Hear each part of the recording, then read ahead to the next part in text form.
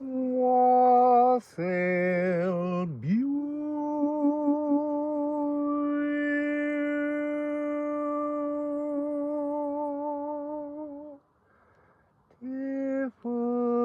people.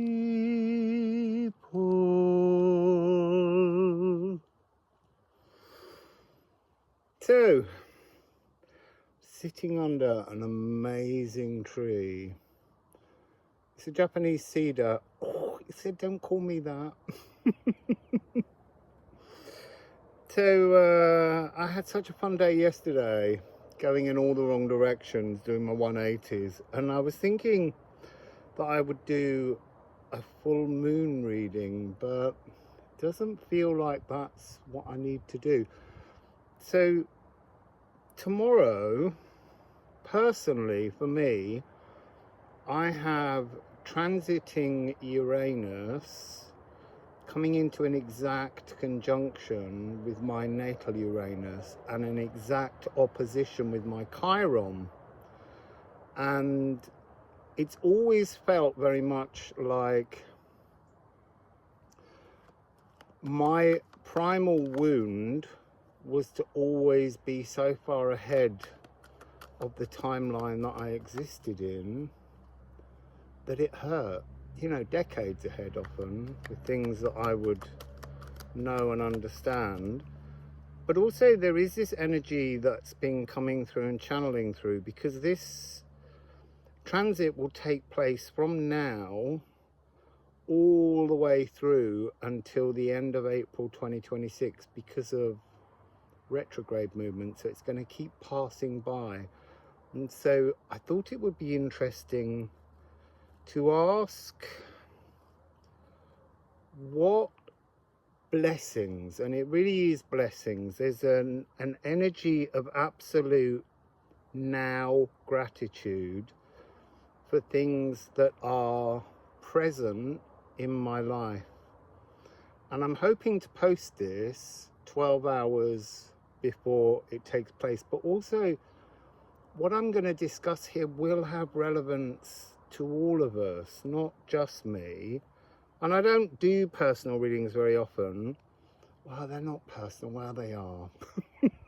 Because if I don't sit down and speak the messages to all of you, to translate them to you, they often don't have the full landscape of truths within them. So let's just dive in and see what we get. But I'm really looking at the fact that I have a grand air trine created now, because Pluto is also transiting my natal Uranus. So it gives me something in Aquarius, Gemini and Libra, which is where my natal Uranus is, at 0 degrees and 1 minute. So, beautiful tree. It's such a beautiful tree. What message right now, in this moment, do you have for me of the blessings that surround me? I want to say that yesterday I was very surprised by the reading of this precipitous outpouring of love, but I think that's part of my message. I feel as though my primal wound wasn't just the future, but it was future love. And what I mean by that is that I've never quite been able to understand how others love, because it's not how I love.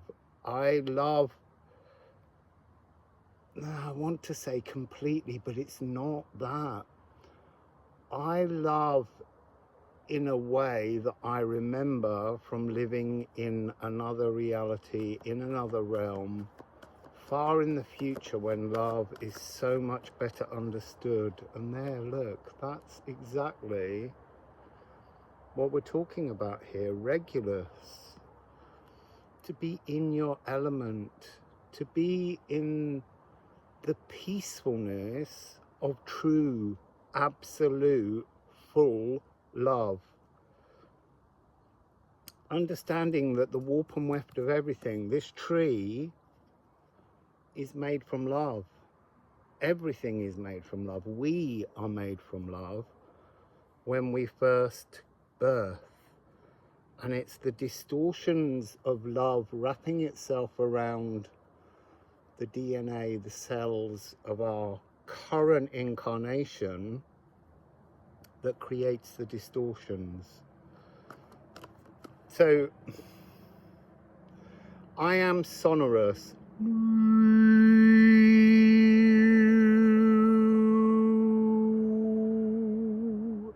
That's interesting, because now you're seeing the old back and the new back.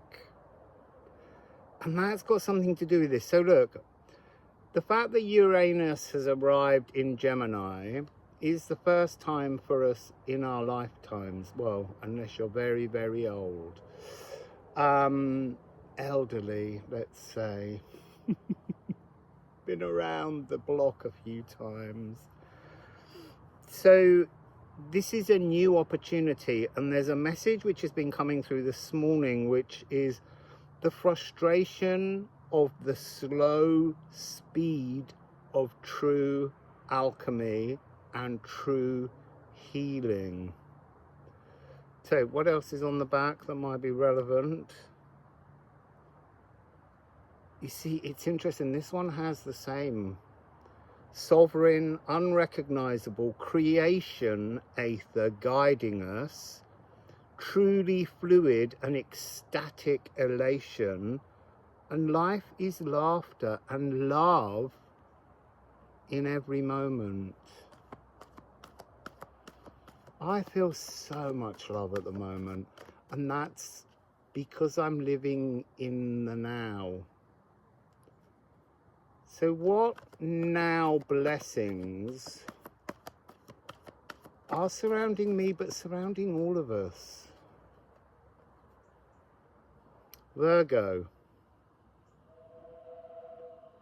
There's the Festiniog. I don't know why that just fills me with joy, and the little chugging engine. I will go on it one day. Now, that's an interesting thing. I said I will go on it one day. I've been picking up the energy of Japan an awful lot as well, because I would like to go to Japan, but the way in which I think about it is somehow it's about bringing things into the now, to bring them into your truth, to make them possible, so that spirit and the divine and your divine self can activate the energies. So another energy that's been coming through an awful lot for me is this energy of having spent most of my life never knowing what it is I want. What I want is love. I want to experience true, I want to say future love, true, absolute, pure love. And finding that in this world is very difficult, because this world isn't quite ready for that level of love. And so that was a wound, and I'm going to heal that wound. So condensing ideas, that's exactly what's taking place here. A distillation, a refinement of belief. So moving my beliefs into my present, no longer having any confusion, but just knowing that I will go on that railway, not, oh, maybe when I can afford it. I will go on that railway, and it will be when I can afford it. That's the point, but that's no reason to not make that journey a possibility. I want to go to Carnarvon. I'm going on the Festiniog railway to Carnarvon, because that will fill me with joy and love. So I will go to Japan, because that will fill me with joy and love. This beautiful, precipitous outpouring of love. And that's moon in Aquarius, and that is where my moon is. That's part of why I needed to sort of do this reading, because the cards and the energies are trying to point to me the truth of my own journey. Yes, I sit here and I tune in for all of you, but today I'm tuning in through my experiences. Well, they're always a bit like that. But my experiences to bring you the understanding and the possibility to make your experiences. Look, it's really difficult. I think very often we find it difficult to say, I know what I want in life. I knew what I wanted in life when I first began this channel, and that was, I wanted love. I used to joke that it was the King of Wands from the Lightseers Tarot. Where is he? And then over time you begin to think that that's not something that can happen, but that's this slow, achingly slow process of alchemy and spirit working through us. So here we have Sappho. And you know, there is something in this energy, because we often think of Sappho as being same-sex relationships. She was much more fluid. Oh, much more fluid.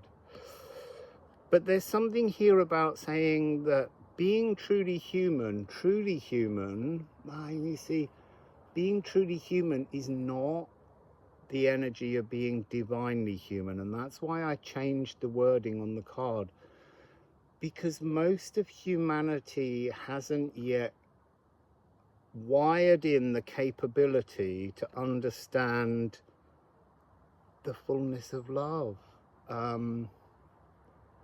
Love is a very beautiful, shiny, bright, comforting frequency. It's so joyous, and I couldn't open my heart in that fullness because it scares people. You know, it didn't scare all of you. You've always appreciated the love that I feel, and I do really feel it for all of you. So thank you for being here and supporting me. I don't want those ones. And then this one fell just to remind me, heartache. This is the heartache that you cannot let go of. This is the only card in the Liffruma deck that has no positive outcome.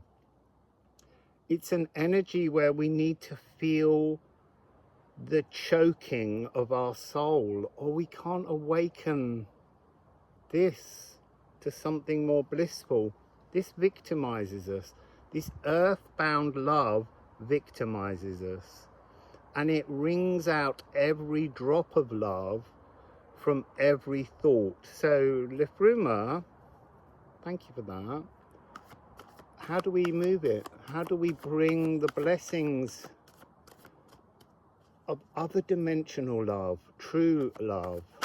How do we bring that in? We sit underneath the tree. We sit with nature, because nature doesn't judge us the way humanity judges us. Humanity is set up to be a great courtroom of judgment, so that we might falter, so that we might feel pain, and so that we might get wrapped in fear. This is to be cradled neath the comforting branches of trees, stretching, providing peace, shelter, wisdom, and direction. Sorry, I didn't mean to slap you, but you're so beautiful, tree. And there's a second half of it here, and it forms this incredible canopy that's like a moving sea of joy and wisdom. It's incredibly still under here today. And I wanted to come under this tree from the very first moment I saw it, but today the tree said, come.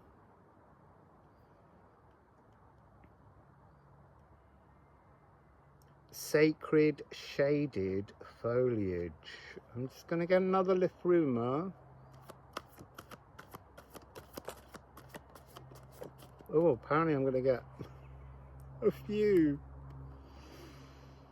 So, Earth Masion. This is to be divinely human. This is to complete the oldest sacral cycle, which is to truly know you. Know who you are, what you desire, what animates you, and your life force will flow. You will be alive and as precious a jewel pinned upon the rolling sky above. That's what you become when you embrace being divinely human, not just human. And it has Condal. Condal is the alignment of the music of the spheres, and that's where this reading began, with me saying that I am about to experience this air trine alignment between Pluto, Uranus, and my natal Uranus. So let's get a Goodfellow's Garden. These are by Jess, and you can go onto her channel, which is obviously Goodfellow's Garden. And Jess has the most wonderful ideas to share with us all. So go watch her.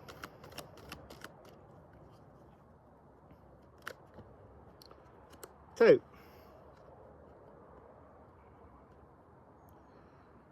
that's really interesting. I don't know what I think about that. Stop grounding.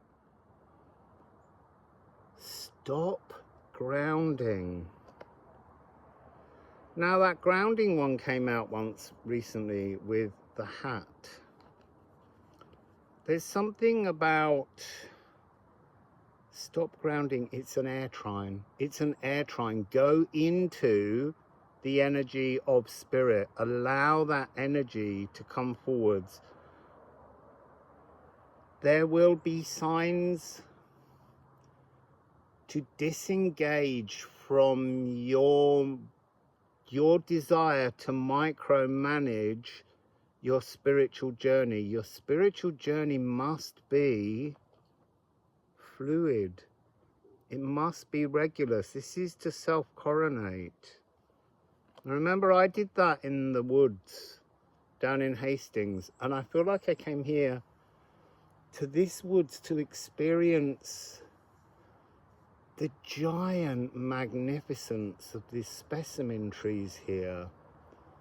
They are totally incredible, really, really beautiful, wondrous, loving, cradling frequency. So now I'm thinking about this cool shading, and it's reminding me of when I went to Mayapan on my birthday in Mexico, and there it was red hot, it was sweltering. And while I was there, I went to the edge, and as I came towards the woods, it was nature's air conditioning. All this cool air was rushing out from in the woods to cool us down. There's something about the need for woodlands and forests. And one of the things I've been asking and saying to Spirit since being here and seeing this wonderful woodland that was planted 150 years ago by the family that had the mines in this area, the Oakleys. And I said, that's something I'd really cherish to be given the privilege to do, which is to have somewhere where I could plant magnificent trees for the future. It ties in with that message which I often have, where we talk about the rainforest, the Amazon rainforest, as the lungs of the earth. If every country in the world planted trees, we would make every country the lungs of the earth. And that's something I feel really strongly we need to do. So let's go to ceramics. The tree opposite me is watching us.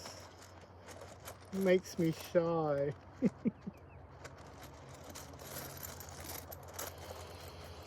You're beautiful. Really, really beautiful. And thank you for letting me sit beneath you both today. You see, too, there's this energy of the merge. These trees have merged so perfectly that from outside their foliage, they look as one. But inside, they are two separate entities. Yesterday, when I was traveling, I bought 2 new bottles of water, and they were smaller, and I emptied my larger version of the same bottle and I got rid of it so that I could carry 2, an acknowledgement of the desire to merge, which I'd forgotten I had. It had got really long lost. I'm remembering a reading that San did years ago where she had some card that was to do with love, and she said, have you ever seen Russell when he talks about the King of Wands? That's the energy now, and that's the energy that's returning to me. No more of this, just bliss. So ceramics. Oh, I've done a 20-minute reading again, people. It wasn't the intention.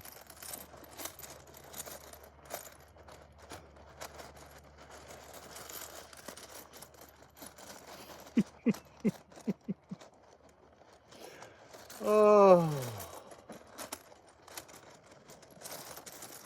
it's a joy to love. 19. This is a horse movement. There is movement on the whole collective generational planet. As you will have seen from that reading I did, which was Pick a Moon, the 5 moons, well, 5 moons, there's more, orbiting the generational planets. So this is to get off the horse, get off the earthbound horse and walk galactically in your divinity and believe in the truth of your now and have a certainty to the path that you walk, how you tread, the soul prints of love that you leave everywhere you wander. And alchemy, razor, this is 73. I knew this one was going to come out. I suspected more the card because that was what I was seeing in my head. It's about this reminder, this need for us all to understand that alchemy, our spiritual growth, is incredibly slow. So when I met Poimander, Poi Source, up in the Carpathian Mountains in Romania, all of that area is saturated with negative ions, which are incredibly healing. And there was this very strong realization there that it took eons of time to create that space. First, the earth created the mountains, and then it created the vegetation and the trees so that they could become this leafshade of healing. And every time I go to Baal Herculana, it's so incredibly healing. So when I was there, because they have lots of hot springs that run into the river, and they have a sulfur stream, well, they have a few, but you can sit in the sulfurous waters. And after I'd done that, my feet became so swollen and strange looking that they looked like a cartoon. And we had a big giggle about it. So a couple more ceramics.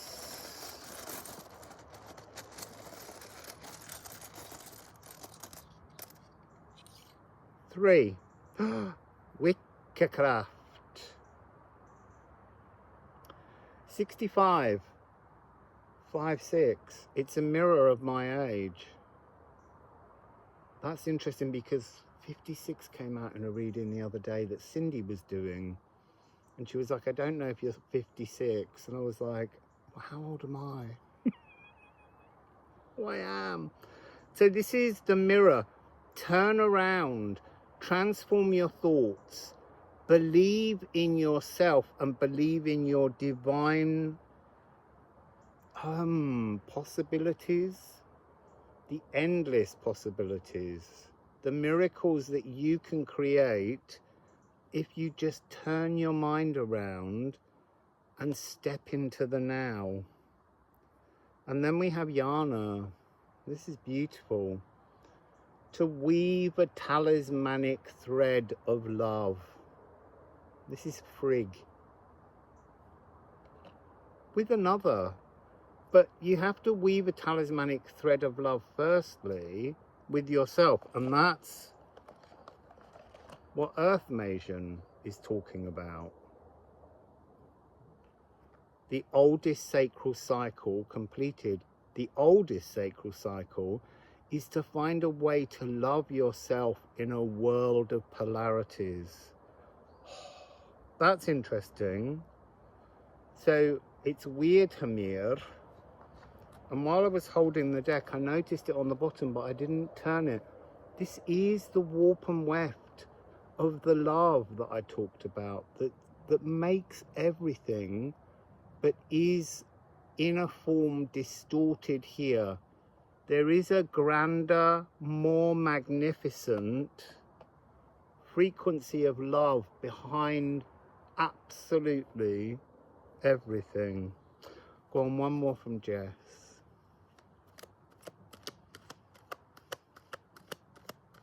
And then I really will go.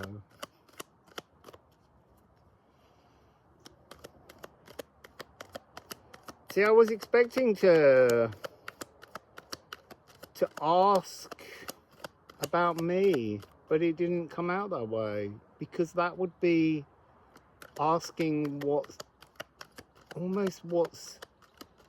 the future holds, and that's not the purpose either. The purpose is just to be in the blessings of the now. When I came back yesterday, it was very dark by the time I got home, and on the bus ride, it was dusk and sunset, and there was mist in the fields where the dampness of the ground was, and on the road there was less mist. And I was so grateful for the experience of the whole day, even though when I set off to come back, I'd forgotten entirely that I was supposed to be going to an art talk. But I still felt totally blessed by the precipitous outpouring of love that comes when we truly flow in the now.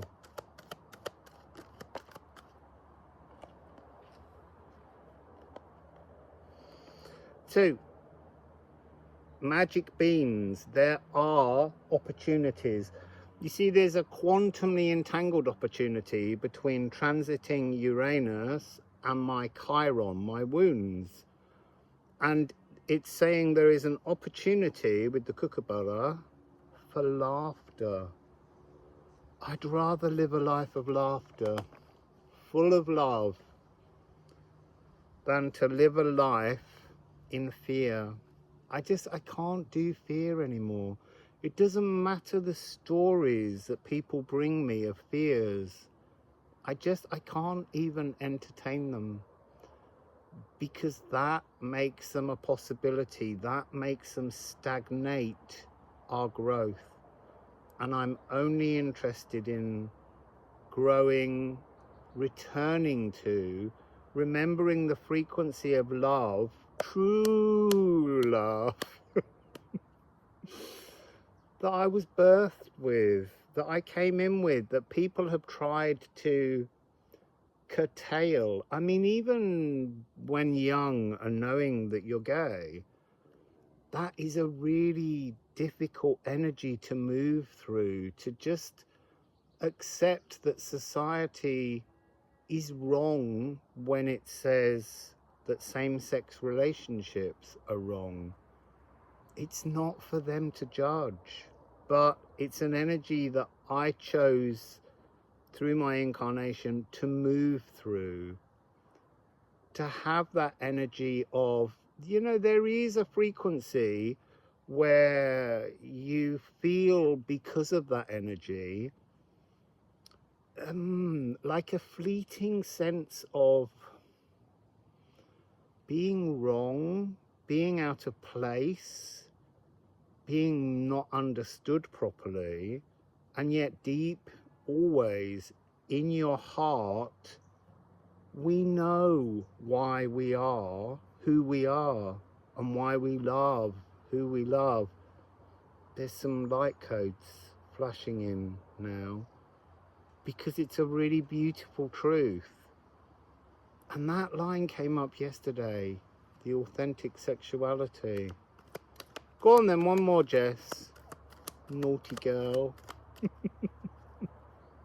I love your deck, Jess. Thank you so much for this deck and for painting it. So I'm not going to take that one because it really didn't feel right. It was travel. But we are traveling in the now. I'm loving those light codes. Can you see the face? Just there. Eye, nose, and a mouth. It's more like a skull. I want to say it feels a lot like my brother. He didn't look like that.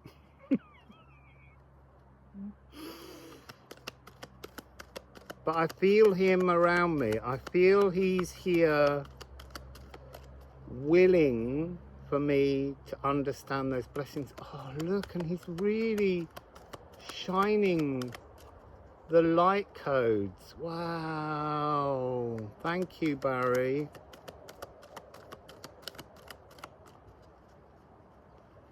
So, final message, please, from Jess.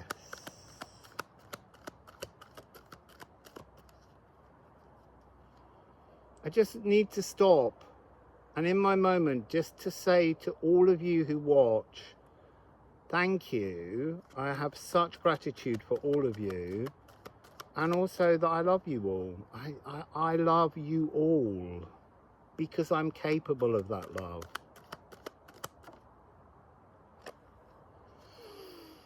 Agartha. Agartha is a place inside the earth, and I connect often with the energy of the spirits beyond the veil, but beyond the earth veil. The spirit, I've lived there. I feel like that was where I came from before I incarnated here. I spent a long time being an inspiration behind the veil. All of us have. I don't want to make out that I'm somehow incredibly special. I am, but we've all been that. So when I was at Delphi, and I was told, go to Delphi, sing into the Omphalos. The Omphalos is the psychic center of the ancient world. And I sang into that space, and I was told I would hear myself singing back. But I heard all of you singing back.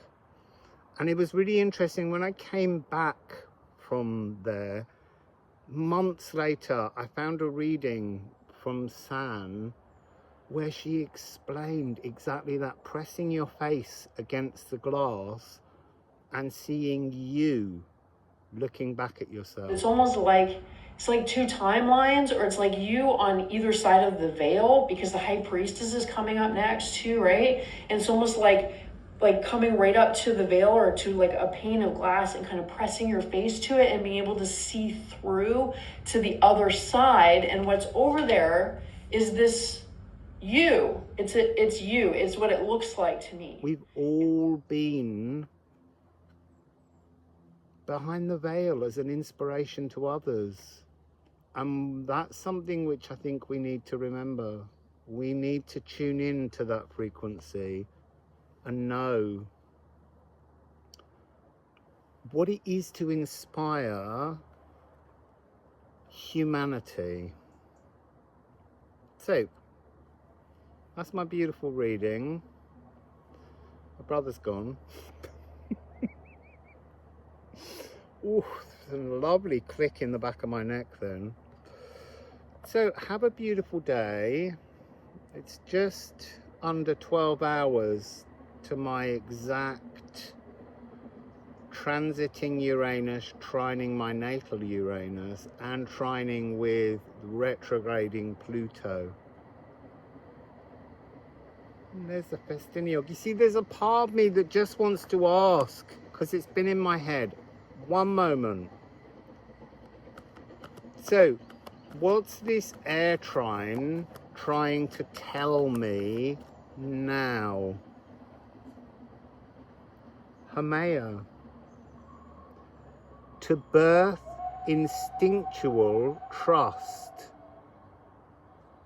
This is the Hawaiian goddess of creation, and it generates timeless, unseasonal harvests and opens the inner passageway for the soul's emergence. And this soul is you and your divinity, but your divinity is connected to many other souls.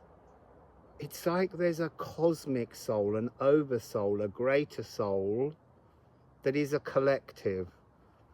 And that's what it's trying to remind me. The door to the soul, true nature and fecundity. So, Wassail, beautiful, beautiful people. Much love.